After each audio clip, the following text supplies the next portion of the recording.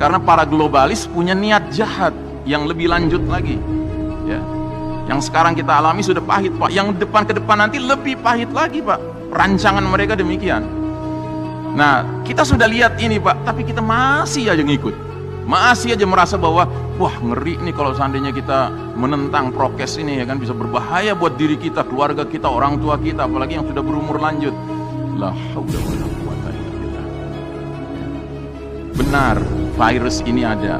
Benar, virus ini bisa menimbulkan sakit. Benar, orang yang sakit kena COVID bisa sampai meninggal. Itu benar semua, Pak. Cuman apa benar solusinya seperti yang sekarang ditawarkan, Pak? Bukankah justru kita lihat mereka-mereka yang konsisten menjalankan 3M, pakai masker, cuci tangan, jaga jarak, meninggal juga karena COVID.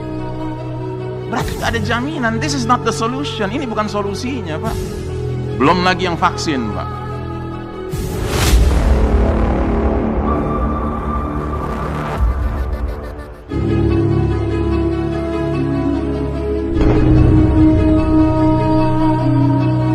Anda tahu hari ini, Pak, sudah jelas-jelas ada intelektual di barat, di Eropa, di Amerika, ahli kesehatan, dokter, ya, ahli wabah, ahli ekonomi, yang menyatakan bahwasanya apa yang terjadi sekarang ini adalah skandal, Pak. Ini skandal, corona ini skandal.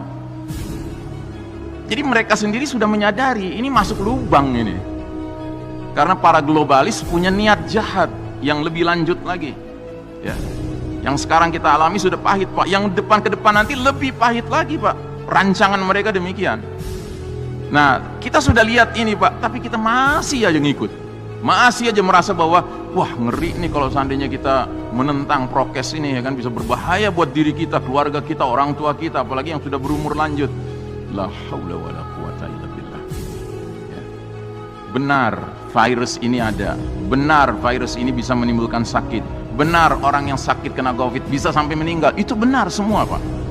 Cuman apa benar solusinya seperti yang sekarang ditawarkan, Pak?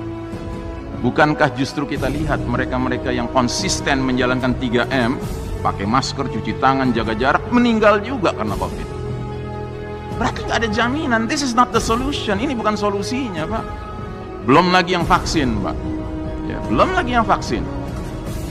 Di barat saja sekarang, di Denmark, Pak, sudah terang-terangan mereka campakkan AstraZeneca itu yang sudah dipakai tadinya. Dan uniknya lagi ketika bagian kesehatannya lagi mengumumkan, dia jatuh pingsan, Pak, habis divaksin. Masya Allah ta'ala. Ya, jadi kita harus berpikir, Pak, ya, bahwa mereka sudah masuk lubang biawak, kita masuk terus ikut aja nih, gitu. Ya, silahkan kalau masih mau ikut. Cuma kami sebagai da'i wajib mengingatkan. Nah, jadi saudaraku rahimakumullah, inilah babak di mana Allah cabut kepemimpinan dunia dari tangan Islam dan umat Islam. Kemudian Allah serahkan ke pihak barat, Eropa dan Amerika, yang merupakan masyarakat kaum Yahudi Nasrani. Sedangkan masyarakat Yahudi Nasrani memiliki karakter seperti bangsa Rum, bangsa Romawi, yang ideologinya apa? Dua ideologinya. Pertama, materialisme, dan kedua, hubbud dunia, cinta dunia, melupakan alam akhirat. Ini yang diabadikan dalam Al-Quran surat bangsa Rum ayat 7. Ya'lamuna zahiran minal hayatid dunya wa hum 'anil akhirati hum ghafilun. Mereka bangsa Romawi cuma mengenal, mengerti, faham perkara-perkara yang zahir, yang material dari kehidupan dunia saja. Sedangkan terhadap akhirat mereka lalai. Gak paham mereka akhirat, Pak. Yang karenanya mereka yang mimpin dunia punya karakter materialis dan sekularis ini, Pak, umat manusia sudah tidak lagi hidup dalam sistem iman tauhid yang lurus dan berkah, melainkan hidup dalam sistem hidup yang berlandaskan kafir syirik yang sesat dan merusak, Pak, hari ini. Ya. Jadi kita waktu memimpin 1342 tahun Hijriah, Pak, umat Islam berjaya, kita perkenalkan pada umat manusia lain sistem hidup yang fondasinya iman tauhid, Pak. Tapi begitu kita dicabut dari panggung kepemimpinan dunia oleh Allah Ta'ala, apa mungkin orang-orang kafir Yahudi Nasrani itu meneruskan sistem iman tauhid? Ya nggak mungkin, Pak. Kata orang Betawi, beriman kagak, bertauhid kagak. Bagaimana mungkin mereka perkenalkan sistem hidup yang berlandaskan iman tauhid? Nggak mungkin. Yang mereka perkenalkan apa? Ya berlandaskan kekufuran dan syirik. Nah, jadi begitu sistem iman tauhid yang merupakan rumah besar tempat berlindung umat Islam runtuh, maka kaum kafir Yahudi dan Nasrani leluasa melancarkan ghazwul fikri. Ghazwul fikri ini artinya perang opini, perang pemikiran, perang ideologi, untuk membuat umat Islam mengikuti way of life mereka, cara hidup mereka, sambil memastikan umat Islam benar-benar meninggalkan Islam sebagai petunjuk hidup. Mereka pastikan umat Islam tidak lagi berpikir perlunya menegakkan sistem iman tauhid. Makanya di negeri berpenduduk mayoritas muslim Indonesia ini, Pak, sudah nggak perlu orang kafir yang teriak-teriak menolak sistem iman tauhid, Pak. Umat Islam sendiri yang teriak. Karena apa? Mereka telah menjadi korban dari perang opini yang sukses dilansir oleh Yahudi Nasrani. Nah, kaum kafir Yahudi Nasrani sangat tidak rela jika umat Islam mengikuti petunjuk Allah. Tidak mengapa bagi mereka, bagi Yahudi Nasrani, bila umat Islam tetap mengaku muslim, asalkan mau menempuh jalan hidup sebagaimana jalan hidup kaum kafir barat Yahudi Nasrani. Selagi kita ngekor terus sama mereka, mereka senang, ya kan? Makanya sekali lagi saya ingatkan, tolong dipikirkan yang kita kerjakan ini benar-benar sesuai Allah dan Rasulnya, atau kita diam-diam sudah nurut sama Yahudi Nasrani yang nggak sesuai dengan Allah dan Rasulnya, ya. Tolong direnungkan, Pak, di malam-malam Ramadan ini, ya. Karena kita hidup cuma sekali, Pak, nggak dua kali, nggak bisa mundur lagi ke dunia untuk mengkoreksi, meralat, nggak bisa, Pak, ya. Nah, jadi kata Allah, walan tarda ankal yahud walan nasara hatta tattabi'a millatahum.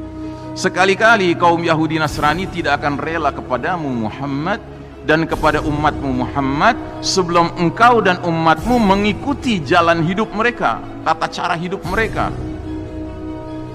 Terus Allah tegaskan, qul inna hudallahi huwal huda. Katakanlah sesungguhnya petunjuk Allah itulah petunjuk, bukan petunjuk Yahudi Nasrani, bukan petunjuk WHO, bukan petunjuk Bill Gates, bukan petunjuk Tedros, ya kan? Bukan mereka, Pak, yang layak kita ikuti petunjuk-petunjuknya, tapi Allah dan Rasulnya.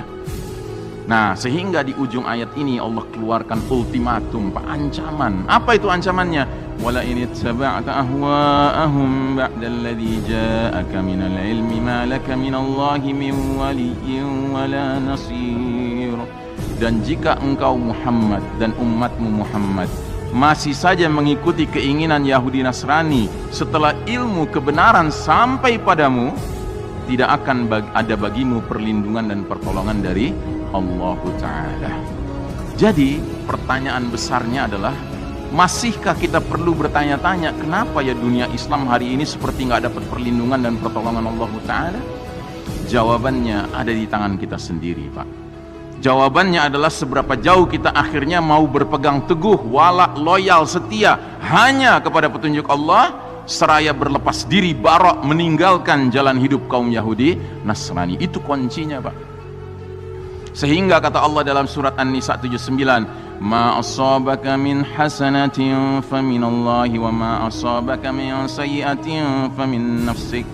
Apa saja nikmat yang kalian peroleh, hakikatnya datang dari Allah. Sementara apa saja bencana yang menimpa kalian, hakikatnya dari kesalahan diri kita sendiri, ya.